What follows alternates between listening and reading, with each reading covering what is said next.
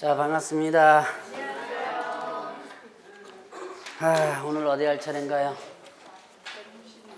196페이지 할 차례네요.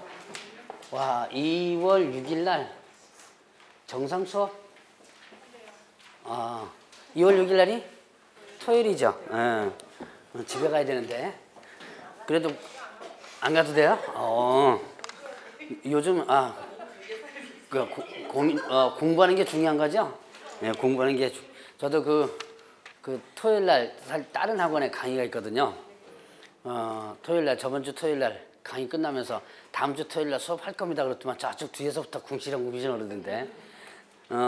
그래도 뭐 어떻게 공부를 해야죠. 하는 게 중요한 거니까. 자, 잊어버릴까봐 다시 한번 얘기를 하는 겁니다. 뭐 2월 6일에 보니까 있네요. 분명히 저기는 저 휴강이라고 했던 것 같은데 이거 일정 거기는 근데 어쨌든 수업을 하네요. 자, 오늘 보니까 196페이지에 금지 행위부터 나갈 겁니다. 자, 오늘 진도가 나가는 게 상당히 중요한 부분인데요. 자, 금지 행위 사실은 이 시험 문제에 가장 많이 잘 나오는 부분이면서도 뭐 어느 정도는 그래도 좀 그 내용이 좀 쉬운 부분이잖아요.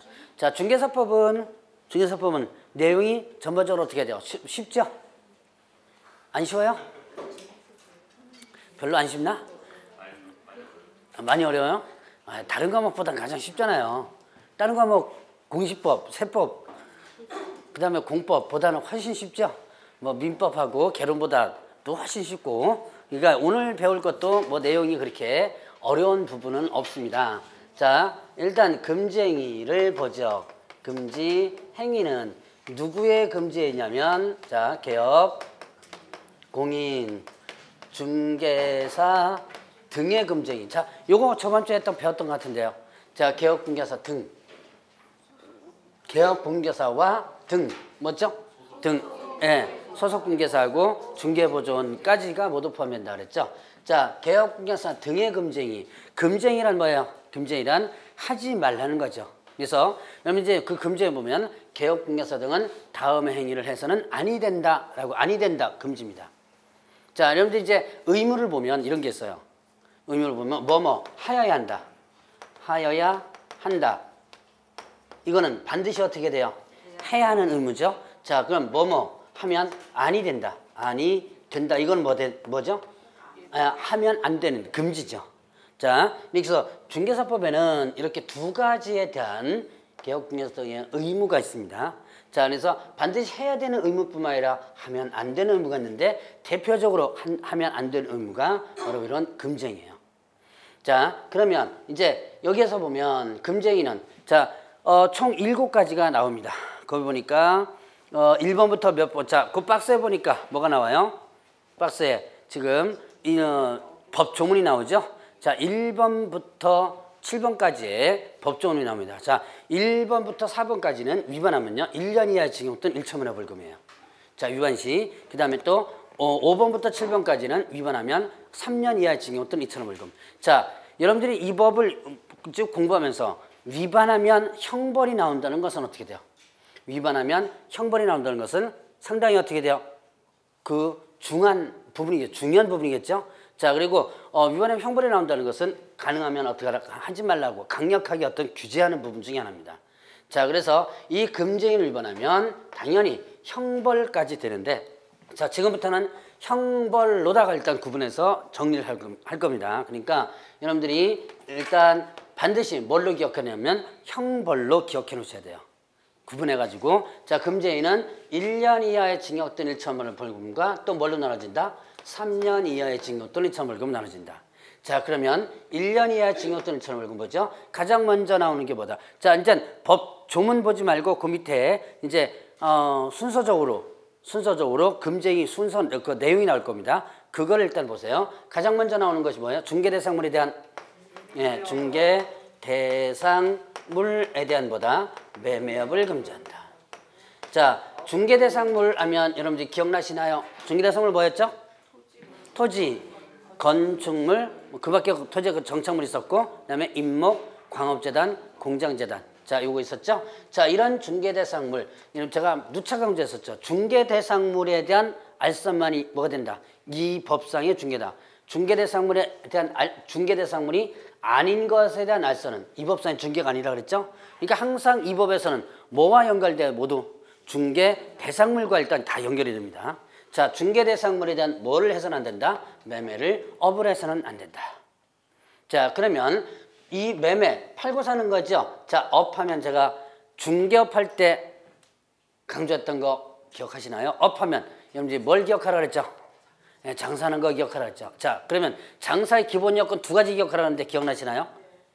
장사의 기본 요건 일단 계속해야 된다. 어쩌다 한 번 한 것은 장사 아니라 그랬죠? 또 하나는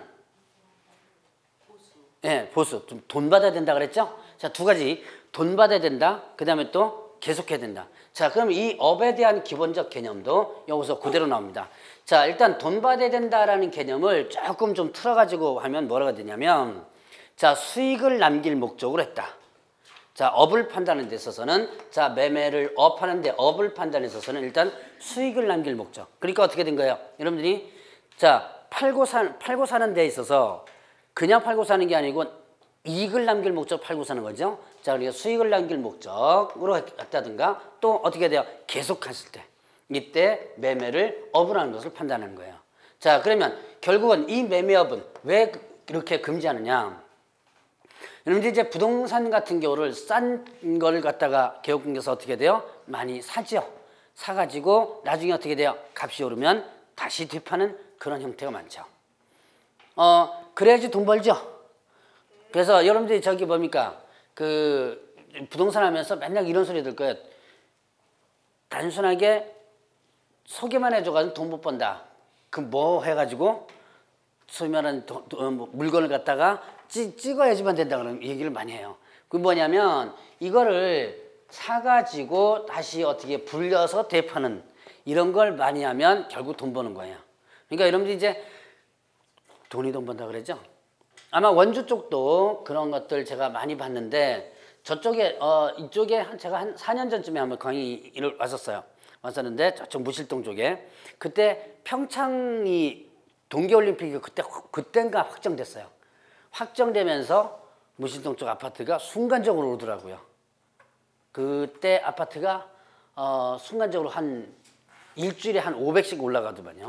그 동계올림픽 딱 그 확정되고 나서 그때 사람들이 개업공개사 종사하는 사람들이 그쪽 아파트를 많이 잡았어요. 잡아가지고 나중에 어떻게 해요? 다시 되파는 그런 형태가 많았습니다.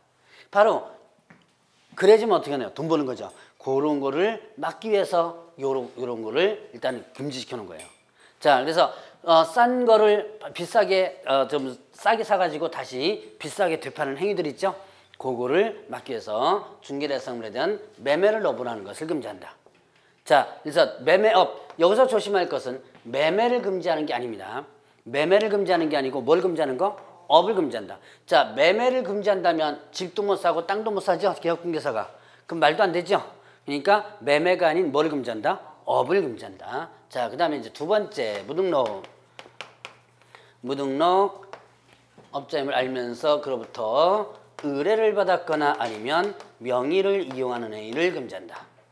자, 여러분들 이제 교재 보면 뭐라고 나오냐면 중개사무소 개설 등록하지 않고 중개업을 영위하는 자인 사실을 알면서 그랬죠?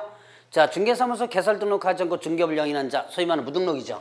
알면서 그로부터 의뢰받았거나 명의를 이용하는 행위를 금지한다. 자, 그래서 이런 무등록업자 대표적인 사람들을 제가 한번 언뜻 얘기했던 것 같은데요. 저번 주에 얘기했나? 저번 주에 얘기했나? 무등록업자로서 대표적인 사람 뭐 있었어요? 여러분들이 지금 횡성이나 저쪽으로 나가면 컨설팅 간판 달고 하는 사람들. 제가 대표적인 무등록이라고 그랬죠? 제가 아마 겸업할 때도 아마 얘기했을걸요? 여러분들이 그 땅 뭐 이런 거 이렇게 이렇게 하죠. 또 부동산 컨설팅 혹은 토지 컨설팅 이렇게 합니다. 거기다가 또 보니까 뭐 귀농귀촌 상담 뭐 이런 것까지 붙여놓더면 참 여러 가지 다 해요. 자, 대표적인 이 무등록업자들입니다. 자, 이 사람들이 누구라 그랬어요? 그 동네 거의 몇십 년 동안 살던 사람들입니다. 그러니까 토지들이 거래될 때 주로 어느 쪽으로 많이 거래된다? 그 동네 쪽으로, 그쪽 쪽으로 많이 거래가 되죠. 그러니까 만약에 새로 들어온 사무실들이 있는데 자 토지가 거래 잘 안 되죠?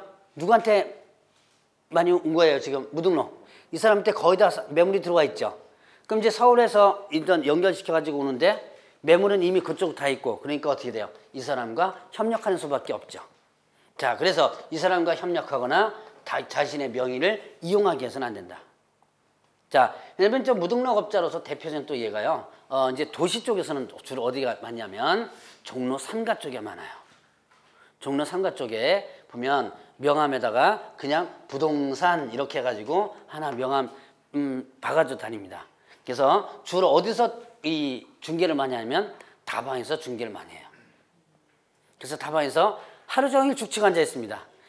요즘은 종로 3가가 다방이 거의 없어지고요. 거의 다 커피숍으로 바뀌었는데 옛날에 90년도 때는 이런 게 있었어요. 종로 3가 쪽으로 가면 부동산 업자 출입 금지 이런 거 있었어요. 혹시 보셨는지 모르겠어요. 종로 3가 가지고 지금도 어디 가면 볼 수 있냐면요. 혹시 저기 종로 3가 그 극장 한번 가보신 분 계신지 모르겠는데 옛날에 피카데리 극장이라고 있었어요. 단성사 건너편에 피카데리 극장. 지금은 그게 롯데시네마가 바뀌었어요. 근데 거기에 조그만 그 커피숍이 있는데 거기에도 지금 붙였더라고요. 부동산 업자 출입금지 아직도 있어요. 이 사람들이 뭐하냐? 아침에 가가지고 거기서 하루 종일 죽치고 앉아 있죠. 그래서 맨날 그 다방 여직원한테 뭐만 갖다 달라고 그러는 거예요. 보리차 그래 엽차라 그랬죠. 그러면 그것만 커피 한 잔은 어쨌든 시켜야죠. 그래서 아침에 커피 한 잔 시켜놓고 내내 거기서 보리차만 시켜서 먹고 그러면서 누구 전화 쓰냐? 바로 그 다방 전화를 쓰는 거예요. 다방 전화를 써가지고 이제 이쪽으로 전화하라고 그래가지고 그 받는 전화는 갖다 계속 그걸 쓰는 거죠. 그래서 지금도 그런 사람들이 있답니다. 있으니까 그렇겠죠. 자 대표적인 무등록업자들이에요. 자 이런 사람들이 이제 의뢰받는 것도 그렇지만 명의를 이용한다라고 했죠. 이제 요즘들은 그런데 다방에서 잘 안 쓰려고 그래요. 일반인들도 많이 깨어 있어가지고 그러니까 이제 물건을 잡으면 다방에서 일단 해서 협상을 한 다음에 계약서를 어디로 쓰러가냐면 주변에 있는 내 아는 개업공개사 부동산 사무실로 가서 자기 명의를 갖다가 해가지고서는 뭡니까 그 부동산 명의로다가 계약서를 쓰게 하는 거죠. 자 그런 경우들 많다는 얘기죠. 그래서 이렇게 무등록업자 알면서 의뢰받았거나 명의를 이용해서는 안 된다. 그래서 여러분들이 컨설팅업자랑 서로들 협력해서는 안 돼요. 요쪽에는 제가 뭐 많이 돌아다니지 않아서 모르겠는데 제가 한번 그 낚시하러 자주 갑니다. 제가 낚시 얘기를 했었나요? 구멍낚시, 얼음낚시, 송어 잡으러 한번 얘기했던 것 같은데 가평에 한번 간 적이 있었어요. 가평에 갔었는데 가평역에서 이제 걸어서 그 자라섬 축제라고 있어요. 혹시 가보셨는지 모르겠네요. 그 조금 걸어가야 돼요. 근데 걸어가는 와중에 부동산 사무실 보는 저는 이제 하는 것이 이거니까 내 부동산 사무실만 이런 오면 꼭 쳐다봐요. 쳐다봐서 뭐 걸려 있는지 이렇게 보는데 거기에 이런 문구가 있더라고요. 우리는 컨설팅 업자와 협력하지 않습니다. 이런 문구 있더라고요. 혹시 그런 문구 보셨어요? 못 봤어요? 가평 쪽에 가면 그 문구가 있더라고요. 다른 데서는 못 봤는데 가평 쪽 안에 그 문구가 있어요. 그 얘기가 무슨 뜻이에요? 우리는 컨설팅 업자와 협력하지 않습니다. 금방 여기서 이런 사람들이 대표적인 컨설팅 업자라 그랬죠? 그런 사람들에게 협력하지 않겠다라고 자정결의를 한 거죠. 소위 말해서. 자 어쨌든 이렇게 협력해서는 안 된다는 것이 두 번째 금쟁입니다. 자 그다음에 세 번째는 초과해서 받았습니다. 중개보수를 어떻게 한다? 초과해서 받으면 안 된다. 자 여러분들 교재에 이렇게 됐을 겁니다. 사례 증여 등. 자 세 번째 교재 본문을 가는 거 한번 보세요. 본문 가는 거 보시고 사례 증여 등 어떠한 명목으로든 자 어떠한 명목이라는 문구에다가 일단 밑줄 한번 쳐보세요. 어떠한 명목. 자, 사례 증여 등 어떠한 명목인지. 이 어떠한 명목이란 무슨 뜻이에요? 자, 어떠한 명목인지 이거는 절대적 금지를 얘기합니다. 자, 이거는 강행법규입니다. 어떠한 명목은 뭐다? 절대적 금지, 강행법규다. 자, 사례 증여 등 어떠한 명목으로든지 중개보수를 초과해서 받거나 또는 금품을 받아서는 안 된다. 중개보수 실비를 초과해서 받거나 아니면 금품을 받아서는 안 된다. 금품 뭐예요? 금액과 품 뭐죠? 물품. 그러니까 뭐 여러분들 교재 보면 뭐 여러 가지가 나오는데 시험 문제 이런 것도 나왔습니다. 자, 뭐 행운의 열쇠 받아 금 한 양의 행운의 열쇠 받았다 뭐 이렇게 나오던가요? 한 양이 몇 돈이에요? 예, 뭐 그 행운의 열쇠 뭐 그런 것도 받았다. 이 시험 문제 나온 거예요.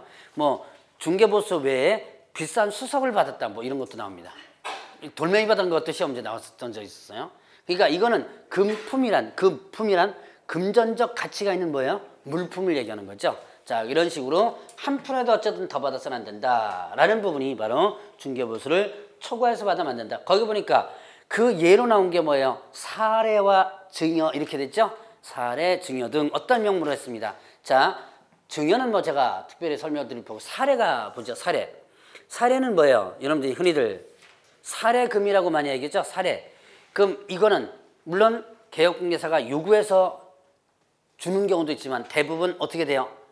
의뢰인이 고맙다고 스스로 알아서 더 주죠? 자, 그 사례도 어떻게 된다? 요 초과수수에 해당이 된다는 얘기예요.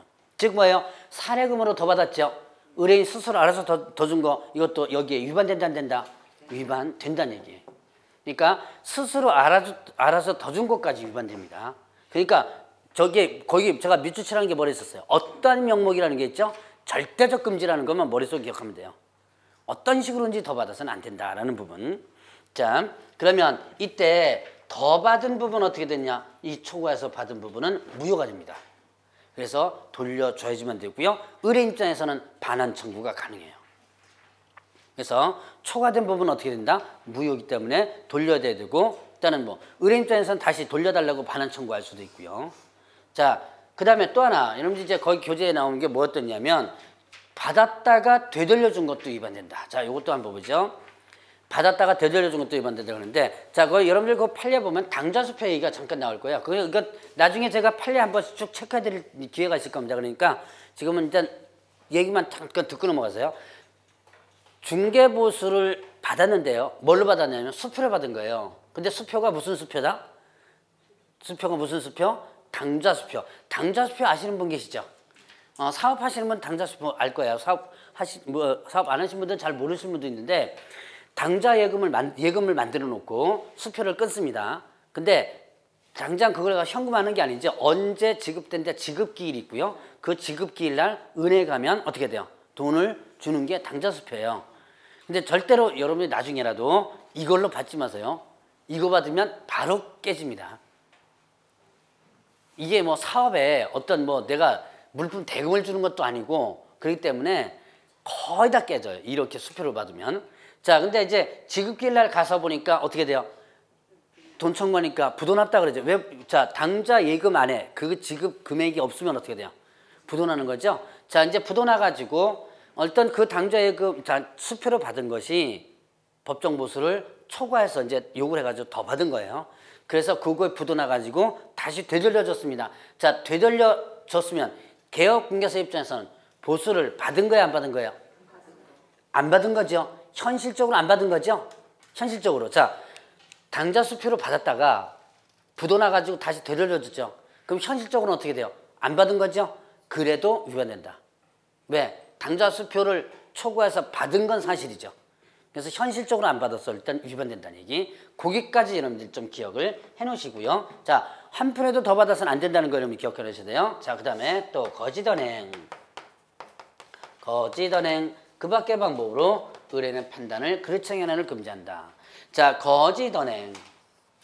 자, 거기 보니까 네 번째에 뭐라고 나오냐면 중개대상물의 거래상 중요사항에 관하여 거짓된 은행 그 밖의 방법으로 의뢰인의 판단을 그르청 연행을 금지한다 그랬습니다. 자, 결국 거짓말하는 거 금지한다는 얘기죠. 자, 거기서 중개대상물의 거래상 중요사항이란 이거는 무슨 뜻이다? 의미는요. 자, 그 사실을 알았다면 거래를 하지 않았을 정도로 중요한 사항이에요. 그러면 그 사실을 알았다면 거래를 하지 않았을 정도로 중요한 사항이니까 대표적인 예가 뭐겠어요? 권리관계라든가 이런 것들이죠. 자, 그 다음에 또 뭡니까? 중대한 하자 이런 것들. 자, 그러면 보죠. 수도꼭지 하나 고장났다. 아니면 뭐 예를 들어 문고리 하나 고장났다. 이거는요. 이거는 거래상 중요사항이라고 일단 볼 수는 없죠. 자, 그러나 나중에 이제 확인 설명할 때는 그것까지 다 체크를 해줘야 되는 사항입니다. 그러나 일단 여기서 금지의 부분에서 일단 포함되지 않는다고 볼 수 있죠. 자, 이런 거래상 중요사항에는 뭐도 포함된다? 가격도 포함된다. 그래서 자, 매도 의뢰인과 짜고 가격을 높이 받아가지고 차익을 편차는 행위. 이것도 거짓 언행에 해당된다. 자, 여러분들 이제 종종 이런 경우가 있습니다. 개업공개사한테 물건을 의뢰하면 내가 이거 조금 더 비싸게 팔아줄게 그런 거예요. 비싸게 팔아줄 테니까 그 차익을 우리 나눠 갖자. 아니면 너 얼마, 몇 프로 얼마 줘 이런 거예요. 자, 이렇게 제안을 하죠. 자, 제안을 하면 여러분들은 그거를 갖다가 자, 매도인 입장에서는 수락을 하는 거예요. 그러면 결국은 누가 바가지 쓴다? 매수인 입장에서는 비싸게 결국 사게 되는 거죠. 자, 그것도 거짓언행, 즉 가격을 거짓말한 건 해당된다. 자, 그래서 거짓언행 그 밖의 방법으로 의뢰인의 판단을 그르치겠다. 이것도 마찬가지로 1년 이하 징역 또는 처벌금. 자, 이때 그 밖의 방법이라는 문구 있죠. 그 밖의 방법은 뭐냐면 거짓말을 한 것뿐만 아니라 알면서도 안 알려준 것도 들어가요. 자, 소위 말하는 이걸 뭐라 그러냐면 침묵행위라고 합니다. 자, 예를 들어서 저당권이 설정됐어요. 임대차에서 저당권이 설정되면 어떻게 돼요? 여러분들이 주택 임대차 들어가는데 앞에 먼저 저당권이 설정됐다. 그러면 가능하면 안 들어가려고 그러죠? 근데 저당권 설정이 됐는데 안 됐다고 얘기하면 거짓말한 거죠. 그런데 됐는지 안 됐는지 아예 얘기도 안 하고 조용히 입국 다물고 중개해줬다. 그럼 이건 뭐가 된다? 침묵한 거죠. 이것도 거짓언행에 해당된다는 얘기예요. 자, 이렇게 해서 거짓언행 그 밖의 방법으로 의뢰인의 판단을 그르치겠다. 여기까지가 1년 이하 징역 또는 처벌금이에요. 자, 네 가지 여러분들 반드시 기억을 해야 될 부분. 자, 이제는 금쟁이는 상당히 중요합니다. 반드시 여러분들이 좀 기억을 해놔야 되고요. 오늘 금쟁이를 한번 머릿속에 기억 한번 해보고 넘어가세요. 물론 머릿속에 다 들어갈 건 아니지만 암기한다고 해서 들어갈 건 아니에요. 그러나 일단은 여러분들이 한 번 정도는 머릿속에 한번 암기를 놓으면 나중에 또 두 번째 할 때 조금 아마 좀 편할 겁니다. 자, 중개 대상물에 대한 뭐를 금지한다? 매매업을 금지하고 무등록업자 알면서 의뢰받을까 명의용, 그 다음에 또 중개 보수, 초과수수에도 해도 되고요. 자, 보수를 뭐 했다? 초과해서 받았습니다. 그 다음에 또 거짓, 언행 이렇게 합니다. 자, 매무수거 1년 이하의 직권처벌금. 자, 매하면 뭐죠? 중개 대상물에 대한 매매업, 무등록업자 알면서 의뢰받을까 명의용, 그 다음에 수, 보수, 초과수수, 거짓언행. 자, 여기까지가 이제 1년 이하 직권처벌금. 자, 그러면 3년 이하 징역 어떤 이참으로 보죠. 다섯 번째, 증서. 중개, 증서에 대한 매매업을 금지한다. 자, 관계법령에서 양도할선이 금지된, 관계법령에서 양도할선이 금지된 부동산 분양 임대 등 관련된 증서.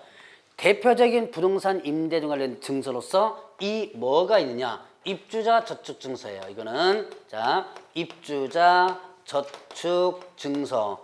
입주자 저축 증서 대표적인 뭐 있어요? 여러분들 흔히 청약 통장 있죠.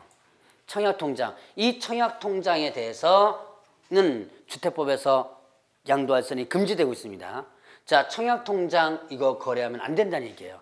일단 청약 통장 거래 금지된다는 거 다 아시죠? 이건 뭐 여러분들이 어젠가 언제 뉴스 보니까 지금 2천만 명이 넘었답니다. 그게 그 통계가요. 지금 언젠가 보니까 1,000만 명 넘었다 그러거든요. 청약통장 가입자 수가. 근데 엊그젠가 뉴스에 2천만 명이 넘었대요. 그러니까 지금 우리나라 인구가 지금 5천만 명 좀 넘는데 요즘 청약통장 A 이름으로도 가능하다 그러죠. 왜? 그래서 지금 A 이름으로도 상당히 많이 늘어놓는데요. 저축성이기도 하니까 어쨌든 지금 2천만 명이 넘었답니다. 그래서 지금은 통장 거래가 많이 좀 사실은 좀 워낙 이제 좀 흔해져 가지고 좀 덜한데 옛날에 통장 거래 상당히 많이 됐었어요. 청약통장. 이거 불법 거래 많이 됐었죠. 혹시 청약통장 거래해 보신 분 계세요? 한 번도 안 계십니까? 특히 사시는 분들 조심하셔야 돼요. 파는 사람은 그냥 심성만 착하면 됩니다. 나중에 잘 넘겨주면 되는데요. 이 사는 사람 입장에서는 사는 사람 만약에 파는 사람 잘못 만나면 사는 사람 엄청나게 고생만 해요. 일단 청약통장 뭐가 된다? 거래 금지된다 그랬죠. 그러면 청약통장을 일단은 사가지고 내 명의로 분양 못 받죠. 당연히 누구 명의로 분양받아요? 예, 일단 통장주, 이제 판 사람 있죠? 그 사람 명의로 분양을 받습니다. 분양받아가지고 그냥 계약금까지 그 사람 명의로 치른 다음에 다 소유권을 넘겨요. 그까지 돼야지만 합법적으로 넘길 수가 있거든요. 근데 대부분 자 분양받고 계약금까지 다 누가 돈 줘요? 통장 샀으니까 산 사람이 돈 다 주죠. 그러고 나중에 분양계약 딱 체결하고 나서 자 이제 소유권 넘겨줘. 그때는 이제 돈 안 들어가죠. 이미 샀으니까 내 돈 다 이미 계약금까지 내 돈으로 다 넣고 그 넘겨줘야 안 넘겨줘요? 예, 안 넘겨줘요. 잘 돈 더 요구합니다. 그때 더 요구해가지고 뭐 얼마 더 달라 뭐 그래야지만 넘겨준다. 그래서 의외로 돈이 더 많이 들어가는 경우들이 많아요. 자 어쨌든 이렇게 입주자 저축 증서를 일단은 양도할산 자체가 금지되니까 개업중개사는 어떻게 한다? 중개해주면 안 된다. 그 다음에 또 그걸 뭐 하면 안 된다? 매매를 업하면 안 된다. 개업중개사가 의외로 이거 매매 많이 했었어요. 옛날에 저기 2003년도인가 그때는 통장 거래가 상당히 많이 될 때예요. 2002년도, 3년도, 4년도 때는요. 분당에 중개사무소 하나를 단속한 적이 있었습니다. 그래서 여러분이 이제 단속 들어가면요, 상상 초월하는 단속이 들어가요. 그러니까 금고 문 열어라 그래요. 이게 금고 이렇게 있죠? 열어요, 안 열어요? 여러분들 금고 문 열어라 그러면 열어요, 안 열어요? 안 열죠? 그러면 경찰 부릅니다. 그 경찰이 보는 앞에서 뭐 하냐면 꽃갱이 들고 와요. 금고 엎어놓고 꽃갱이 쳐가지고 뜯어내요. 그렇게까지 단속 들어가고 이게 진짜 전통적인 방법인데 요즘 안 써요. 서류 같은 거 여기 꼭대기다가 많이 집어넣죠. 여기 석고보드 있죠? 여기 나사 탁 풀어가지고 여기서 싹 집어넣습니다. 이거 완전 전통적인 방식이에요. 예, 그거 요즘은 다 알아요. 그렇게 하는 거. 그래서 지금은 어떻게 하냐면 이중벽을 만드는 사람도 있습니다. 이중벽을 만들어가지고 나중에 이제 벽지로다가 이제 발라놓는 경우도 있고요. 여러 가지 있는데 피하는 방법 여러 가지예요. 근데 이제 그 금고 열어라 해서 안 열었는데 가서 이제 부신 거예요. 부셨더만 그 청약 통장 있죠. 통장에 개업중개사 사무실에 통장에 300개가 묶여 있는 거죠. 그럼 어떻게 한 거예요, 이 사람이? 예, 산 거예요. 사가지고 넣어놨다가 나중에 어떻게 한 거예요? 네, 파는 거죠. 원하는 사람이 있으면 팔고 또 팔고. 이게 바로 뭐냐면 매매업이에요. 자, 그래서 실제로 이렇게 한 개업중개사 실제로 많아요. 옛날에 통장 많이 거래될 때는. 자, 어쨌든 이런 증서 중개 매매업을 해서는 안 된다라는 거. 자, 만약에 이런 증서 중개 매매했다가 걸렸다면 어떻게 돼요? 형벌이 좀 크죠? 3년 이하 징역 또는 2천억 벌금이겠죠. 자, 다만 이때 증서에 해당되지 않는 게 있습니다. 자, 분양권. 일단 증서에 해당되지 않는 것은 분양권.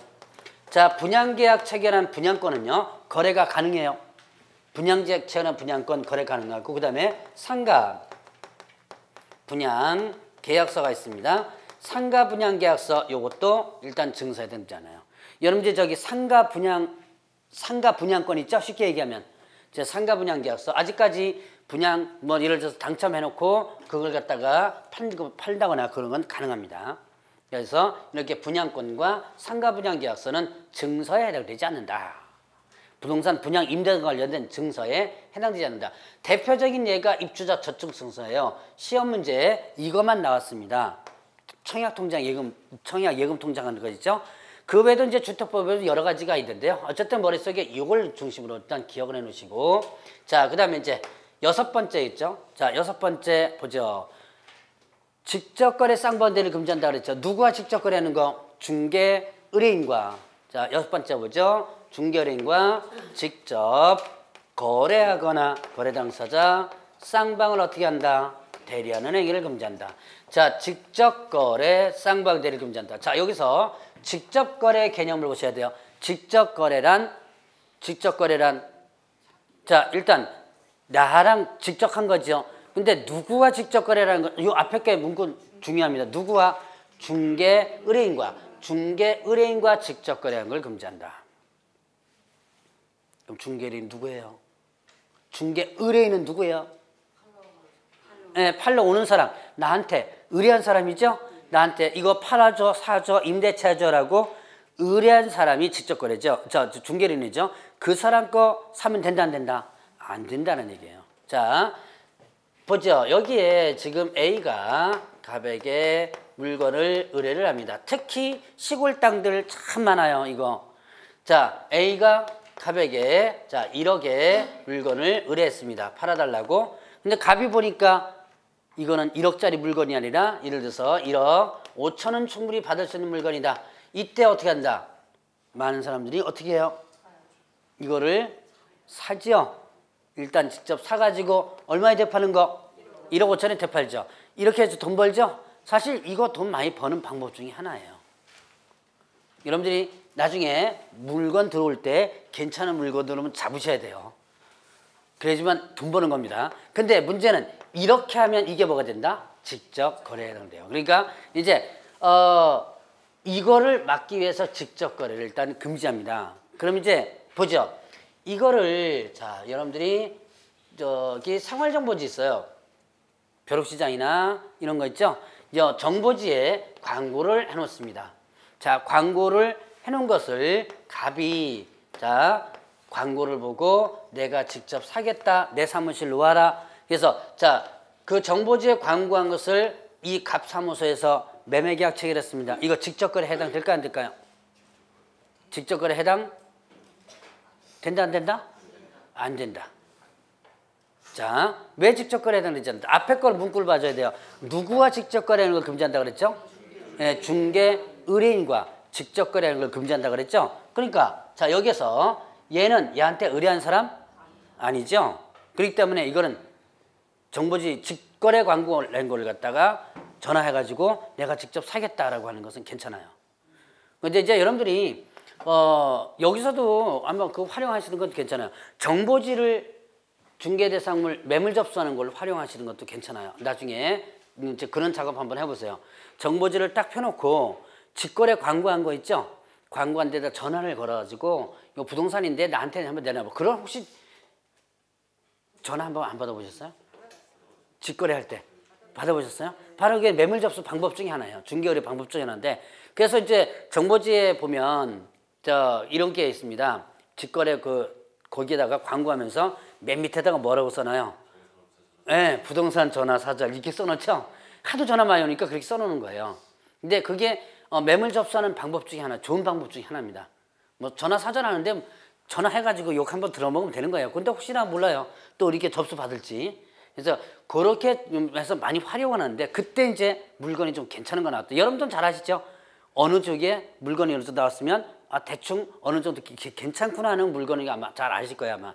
그러면 이 사람 이게 직접 사도 상관이 없다는 얘기예요. 왜냐? 내 의뢰인이 아니기 때문에. 자 그러면 보죠. A가 갑한테 물건을 의뢰했습니다. 근데 이거를 B한테 중개줘 가지고 B가 사겠습니다. 자 그런데 이 B는 갑의 가족이에요. 자 자기 부인 남편 아들 딸입니다. 이거 직접 거래 해당된다 안 된다? 네, 안 된다. 자 이건 시험 문제 나온 것 중에 하나입니다. 자 이거는 갑이 A와 B를 어떻게 돼요? 중개를 해준 거죠? 이거는 직접 거래에 해당되지 않는다. 그러니까 나중에 물건 좋은 거 나왔을 때는 자기 부인명이나 남편명의로 일단 사는 것도 괜찮아요. 그것도 좀 조심해야 돼요. 부인명의로 남편명의로 샀다가 또 물건 뺏길 수 있습니다. 졸제 뺏기는 경우도 많아요. 의외로. 자, 그래서 이런 것들. 그 다음에 또 보죠. 이 A가 을에게 개업공개사 을에게 물건을 의뢰했습니다. 근데 을이 갑에게 야 옆집이죠? 물건 좋은 거 있으니까 네가 한번 사봐라고 해서 왔습니다. 자, 이 갑이 샀어요. 이거 직접 거래 해당된다 안 된다?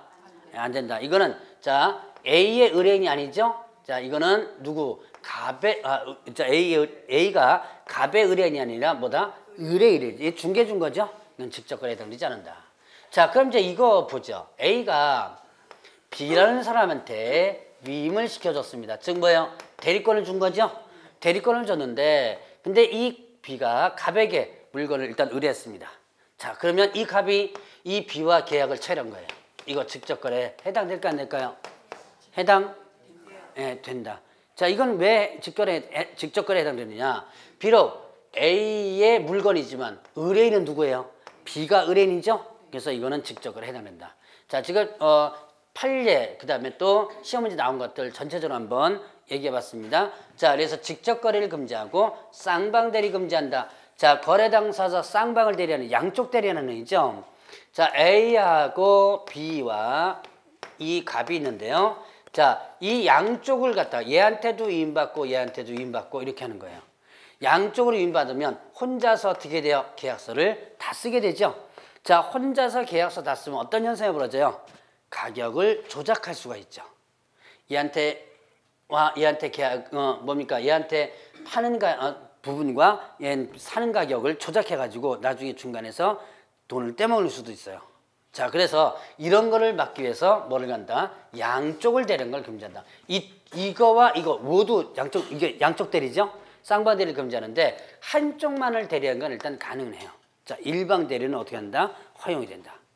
자, 그래서 직접 거래 쌍방 대리 양쪽을 금지하고요. 자, 이거는 직접 거래와 쌍방 대리는요. 이거는 매매뿐만 아니라 그 다음에 교환, 그 다음에 또 임대차까지도 다 금지합니다. 자, 시험 문제는 임대차나 이런 것까지도 직접 거래 쌍방 대리 문제가 나왔었어요. 자, 매매, 교환, 임대차까지 모두 포함되는 거고, 자, 마지막으로 투기 조장이가 있네요. 투기 조장. 자, 투기 조장 요거는 자, 미등기 전매를 중개해 주거나 아니면 전매가 제한된 것을 중개해 주는 등 투기를 조장하는 행위 있습니다. 자, 탈세 등 관계법령을 위반할 목적으로 탈세 등 관계법령 위반을 목적으로 소유권 보존 등기나 이전 등기하지 않은 부동산이나 아니면 전매가 제한된 부동산에 대해서 매매를 중개해 주는 등 투기를 조장하는 이렇게 썼어요. 자, 그러면 보죠. 지금 미등기 전매 이걸 다른 말로 얘기하면 뭐라고 표현하죠? 중간 생략 등기라고 하죠. 자, 중간 생략 등기 이거 민법에서 배우셨죠? 효력 규정, 단속 규정. 예, 단속 규정. 중간 생략 등기 효력은 유효하죠. 자, 등기 효력은 유효하죠. 그러나 법에는 어떻게 한다? 위반되죠. 자, 중간 생략 등기는 어느 법에서 금지하고 있느냐? 이거는 자, 부동산 등기 특별 조치법이라는 법에 의해서 금지하고 있습니다. 자, 이 법에 의해서 중간 생략 등을 금지하고 있는데 만약에 자, 걸렸다 그러면 어떻게 된다? 형벌 3-1 3-1이라고 적어놨죠? 제가 아마 11월달 12월달 공부할 때 한번 형벌 한번 얘기했을 거예요. 3-1인데 3년 이하 징역 또는 1이 뭐죠? 1억 이하의 벌금입니다. 자, 공부하시는 분들 이거는 꼭 기억해 놓으셔야 돼요. 여기 실무상에서 시험 문제 나오는 문제입니다. 이거는요. 아마 실무에 가도 다시 물어볼 거예요. 자, 다시 한번 중간 생략 등기 하다가 적발된 그 중간 생략 등기 한 자 있죠. 이거는 시험 문제 나오는 거니까 꼭 여러분들이 기억해 놓으시고요. 중개사법이 아닌 무슨 법에 의해서? 부동산 등기 특별조치법에 의해서 3년 이하 징역 또는 1억 이하의 벌금에 해당됩니다. 탈세나 전매 차익을 얻을 목적으로 했다면 3년 이하 징역 또는 1억 이하의 벌금이에요. 그러니까 이렇게 중간 생략 등한 것을 개업공개에서 중개 좀 된다 안 된다? 안 된다. 자, A하고 자, 여러분 중간 생략 개념 민법에서 다 아시죠? A와 B가 매매 계약을 체결했습니다. 그럼 당연히 이렇게 등기가 넘어가지만 되죠? 자, 그런데 얘가 아직 등기도 하기 전에 어떻게 돼요? 이 B와 C가 매매 계약을 체결하고 결국은 어떻게 등기를 A가 C에 얘가 가운데서 중간에서 어떻게 돼요? 생략되는 형태죠. 자, 그럼 여기서 이 값이 이거를 중개해 주면 된다 안 된다? 안 된다는 얘기죠. 자, 바로 이 형태에서 나오는 부분입니다. 자, 그래서 전매 차익을 얻을 목적으로 하지 않았다 하더라도 자, 전매 차익이 나지 않았다 하더라도 이거는 위반된다. 자, 중간 생략 등기를 중개해 준 것은 전매 차익이 나지 않았다 하더라도 일단 위반된다라는 판례도 있습니다. 요걸 좀 기억해 놓으시고요. 뭐 전매가 제한된 거라고 하는 부분은 뭐냐면 투기과열지구나 이런 부분에서 나오는 부분입니다. 그래서 투기과열지구에 있어서 뭡니까? 저 분양권 전매 같은 거 제한하는 거 있죠? 자, 그런 것들을 나오는 부분인데 나중에 아마 조금 더 상세하게 설명드릴 아마 기회 있을 겁니다. 자, 그러면 이제 보죠. 요게 이제 3년 이하의 징역 또는 2천원 벌금입니다. 자, 3다시 뭐가 있다? 증서, 중개, 매매업, 그 다음에 또 직접거래, 쌍방대리, 그 다음에 또 뭐가 있다? 투기조장 있죠. 자, 다시 한번 보죠. 3다시 뭐 있었어요? 뭐죠? 증서, 중개, 매매업, 직접거래, 쌍방대리, 투기조장. 자, 1년 이하 징역 또는 2천원 벌금과 3다시 이거는 여러분 반드시 좀 기억을 해놓으시고 아마 금제인은 계속 제가 아마 떠들어댈 거예요. 아마 지겹게 떠들어댈 겁니다. 지겹게 떠들어대다 보면 아마 머릿속에 조금 아마 들어갈 거예요. 자, 그러면 이거는 이렇게 형벌뿐만 아니라 뭐도 아니야. 행정처분도 받아요. 위반하면 형벌뿐만 아니라 자, 개업공개사가 공인중개사가 만약에 위반했다면 이때는 등록이 자, 상대 등록 취소고요. 자, 이거를 소속공개사 위반했다면 소속 공인중개사가 위반했다면 어떻게 된다? 자격 정지 처분을 받을 수 있다. 자, 오늘은 다른 거 기억 안 해도 좋으니까요. 금지 행위만이라도 꼭 기억해 놓으세요. 다음 주에 물어볼 겁니다. 다음 주에 물어볼 거니까 제가 꼭 요번에 꼭 기억하지 마시고 시험 전까지 막 이런 얘기는 했었죠. 근데 요거는 꼭 좀 기억해 주세요. 이게 왜 중요하느냐? 시험 문제 다양한 용도로 써먹게 돼요, 이게. 요 7가지가 다양한 용도로 써먹을 수 있는 부분이라서 금제인은 머릿속에 좀 기억을 좀 해놓으시라. 자, 매무, 수거. 자, 다시 한번 연습합니다. 매하면 뭐예요? 중개대상물에 대한 매매, 무등록 업자 알면서 의뢰받을까 명의영수, 보수, 초과수수, 거짓, 언행. 자, 그 다음에 3다시 있죠? 증직상투, 증서, 중개매매업, 직접거래, 쌍방대리, 투기조장 행위 3다시다. 자, 여기까지 하면 이제 금쟁이를 한번 정리를 해보고 넘어갑니다.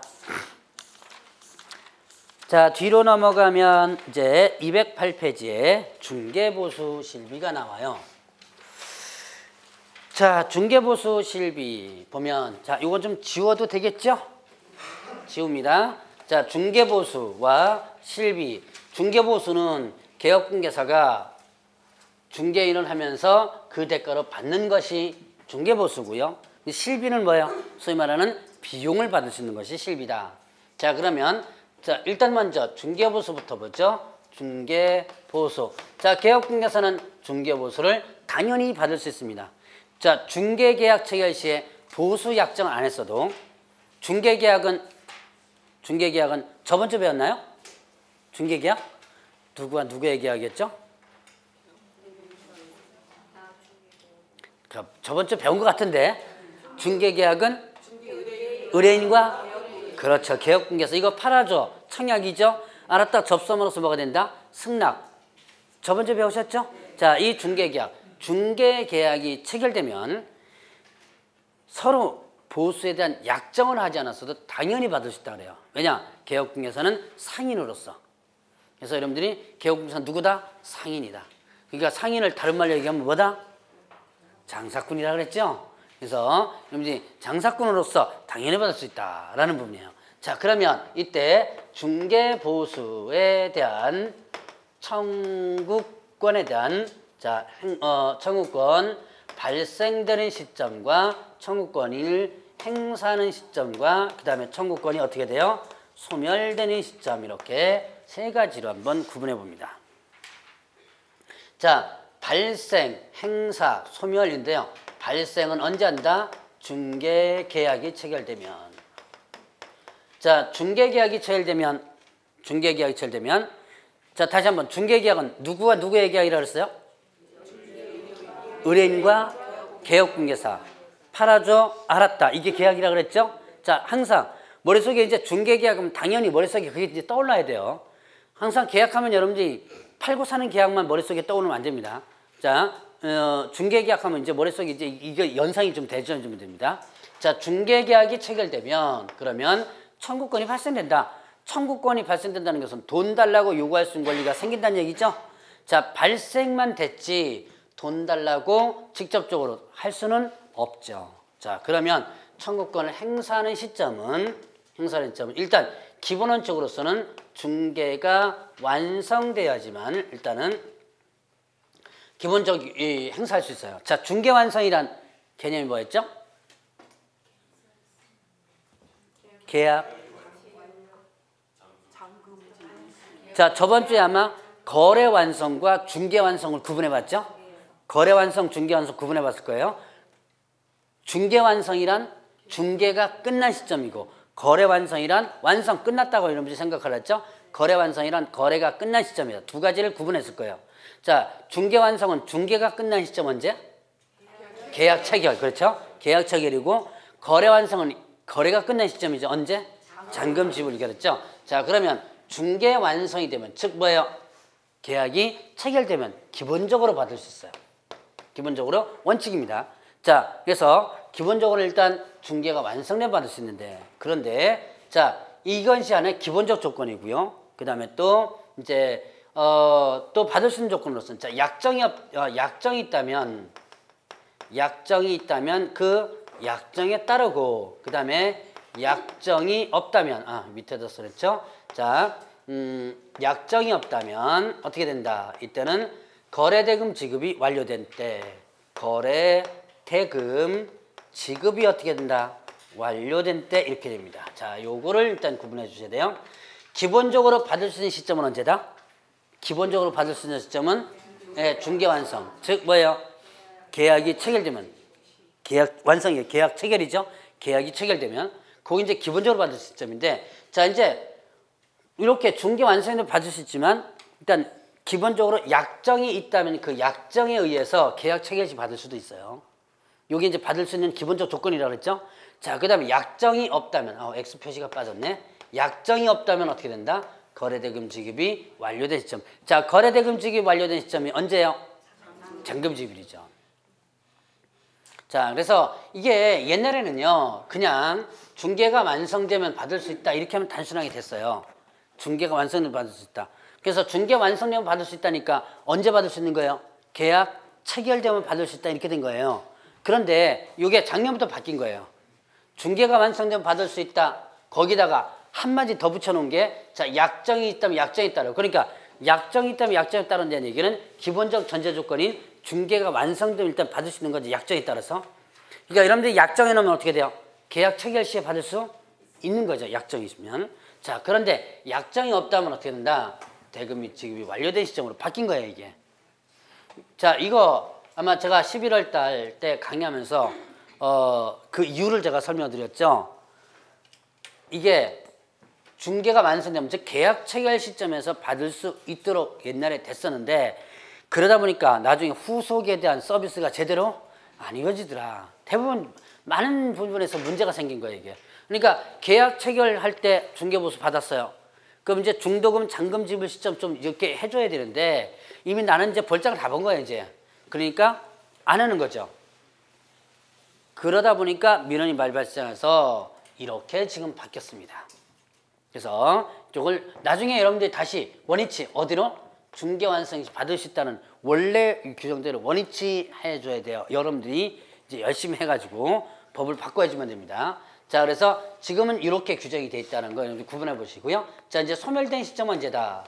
개업중개사의 개업, 공인중개사의 고의 또는 과실로 거래계약이 어떻게 돼요? 계약이 무효, 그 다음에 취소, 그리고 해제된다면, 자, 개업중개사의 고의 과실로 계약이 무효, 취소, 해제되었다. 그러면 중개보수 어떻게 된 거? 청구권이 소멸된다. 자, 이거는 누구 잘못이에요? 개업중개사 잘못으로 계약이 깨진 거죠. 결국은 이때는 중개보수 받을 수 있다 없다? 없다. 이미 받았다면요? 예, 되돌려줘야 돼요. 그러니까 중개 완성 시 받을 수 있다 그랬죠? 약정하면 이때 받을 수도 있어요. 그럼 이미 받았는데 중간에 계약 깨져버렸죠? 그때는 어떻게 한다? 돌려줘야 돼요. 이게 시험 문제 몇 번 나왔던 것 같은데, 자, 한번 볼까요? 되게 이제 이거 몇 번씩 얘기해도 여러분들 나중에 헷갈리더라고요. 자, 요까지 다 지우고, 계약이 무효, 취소, 해제된 경우 중개보수 받을 수 있다, 그 다음에 없다. 자, 계약이 무효, 취소됐을 때 받을 수 있다, OX? 자, 이 위에 거싹 지웠습니다, 제가. 네, 지웠죠? 자, 계약이 무효체됐을 때 받을 수 있다, OX? OX로 대답하세요. X입니다. 자, 그러면 계약이 무효체됐을 때 중개보수 받을 수 없다? 그것도 X. 예, 그것도 X예요. 둘 다 X입니다. 이게 시험 문제 벌써 3번인가 나왔어요. 자, 지금 제가 왜 뭘 지웠어요, 지금? 예, 개혁국의 고의과실이라는 문구를 지우고서 지금 한 거죠? 자, 그럼 계약이 무효체된 경우 받을 수 있다, 틀리다. 왜 틀리는 거예요, 이거? 고의과실이라면 받을 수 없는 거죠? 네. 자, 그러면 받을 수 없다, 이것도 틀리다 그랬죠? 고의과실이 아니라면 받을 수 있는 거죠. 접수됐나요? 이게 별관인 것 같아도요, 되게 까다로운 게 헷갈려요, 이게. 그러니까 요거는 여러분들이 이제 다음 파트에도 한번 또 물어볼 거예요, 아마. 이거는 늘 쳐다봐도 헷갈리는 것 중에 하나입니다. 그러니까 고의과실이라는 전제 조건은 항상 어떻게 돼요? 두고 있어야지만 되는 거죠. 자, 여기까지가 이제 청구권 발생 행사 소멸되는 부분이고, 자, 이제 청구권 행사까지 봤으니까 중개보수 범위를 보죠. 211페이지에 중개보수 한도가 있네요. 중개보수의 한도. 중개보수 범위는 일단 주택과 주택 외로 나눠집니다. 자, 주택은요. 주택은 자, 국토교통부령. 자, 여기는 뭐까지 포함되냐면 부속 토지까지가 포함이 된다 이러겠습니다. 부속 토지 포함 이게 무슨 뜻이냐면 여기에 지금 주택이 이렇게 있으면 여기 대가 이렇게 있죠? 요 대까지, 그러니까 건물 따로 땅 따로가 아니라는 얘기예요. 대가 있다면 요 대까지가 모두 어떻게 돼요? 주택까지가 주택으로 들어가는 거예요. 자, 국토교통부령, 국토교통부령이 정하는 범위 내에서 뭐한다? 시도 조례로 정한다 이렇게 됐어요. 자, 주택은 국토교통부령 범위 내에서 뭘로 한다? 시도 조례로 정한다. 그러면 국토교통부령이 어떻게 되냐? 자, 국토교통부령은요. 시행령이에요? 시행규칙이에요? 시행규칙이죠. 자, 제가 첫 번째 시간 때 시행령, 시행규칙을 설명했던 적이 있었죠. 시행령은 대통령이 만든다 그래서 뭐라 그런다? 대통령령. 시행령을 다른 말로 뭐라 그런다? 대통령령이라고 그러고, 시행규칙을 다른 말로 뭐라 그래요? 예, 각 부서에서 만든다 그랬죠. 그래서 각 부령이라고 그랬죠. 부령인데 각 부서 명이 붙는다 그랬죠. 그래서 중개사법의 시행규칙은 국토교통부령이었죠. 자, 국토교통부령에서는 매매교환은 일천분의 9, 그 다음에 임대차는요 1천분의 8 이렇게 됐어요. 자, 매매교환 1천분의 9, 임대차는 1천은 8, 이게 지금 국토교통부로 정한 범위입니다. 이렇게 시행규칙은 정해놓고 나머지는 누가 정해라? 너네들이 정해라.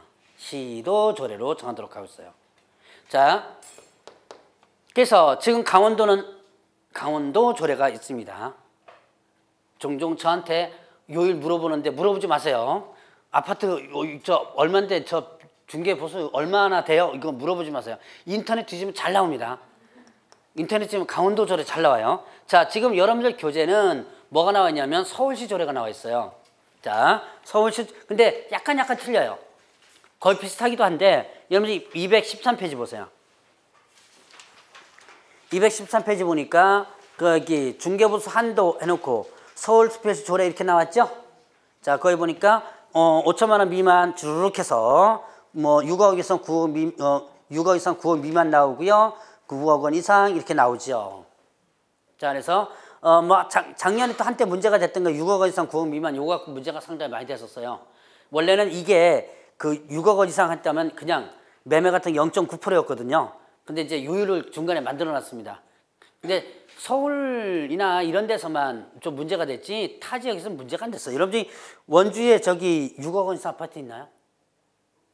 아파트 거의 없죠? 제가 알기로는 아마 거의 없는 걸로 알고 있어요. 6억 원 이상이. 그래서 이게 요율이 작년에 이제 6억에서 9억 사이에 요율이 만들어질 때 재작년까지는 6억 이상이 그냥 0.9% 받았거든요. 근데 작년에 6억에서 9억을 요율을 만들었어요.